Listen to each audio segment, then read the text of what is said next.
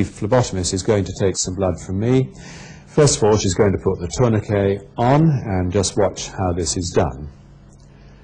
You connect it together, and because it's elastic, you pull on it so that then the venous return is obstructed.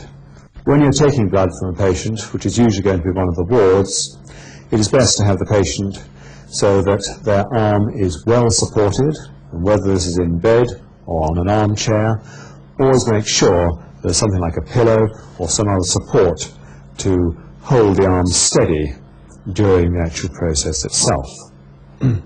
Now, I do have a tourniquet on my arm already, and I want to point out the most useful veins for collecting blood from. Now, there are three veins in the antecubital fossa which are ideal for collecting blood. The two best ones are the median cubital vein, which goes into the basilic.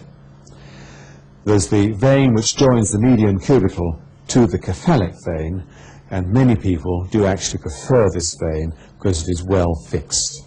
The cephalic vein is a less good vein to use. It looks quite attractive, but it is much more wobbly than the other ones, and in fact taking blood from this vein is in fact more painful than it is by using the centre veins in the antecubital fossa. In addition, you want to develop one finger which becomes exquisitely sensitive at feeling for veins. By and large, in most people, veins are easily visible, but they're not always so in all of us. Some people have very large veins which are deep down, and whilst you can't see them, they are very easy to palpate.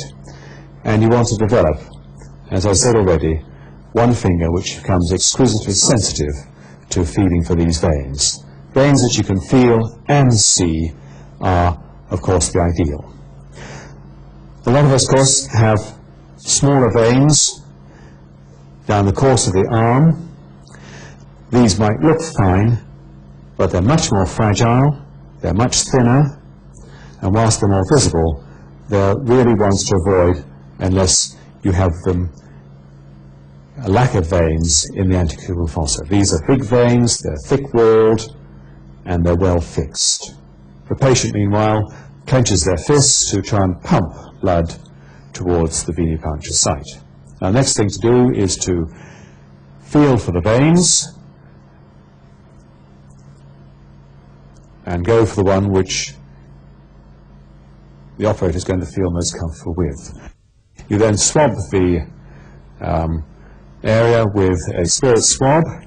This sometimes helps the veins to stand up, but be most careful that you allow the spirit to dry completely first. That's for two reasons. Firstly, the cleansing action of spirit works as it dries. The second thing is the patient won't thank you if you do a venipuncture through an arm which has got wet spirit on it. It's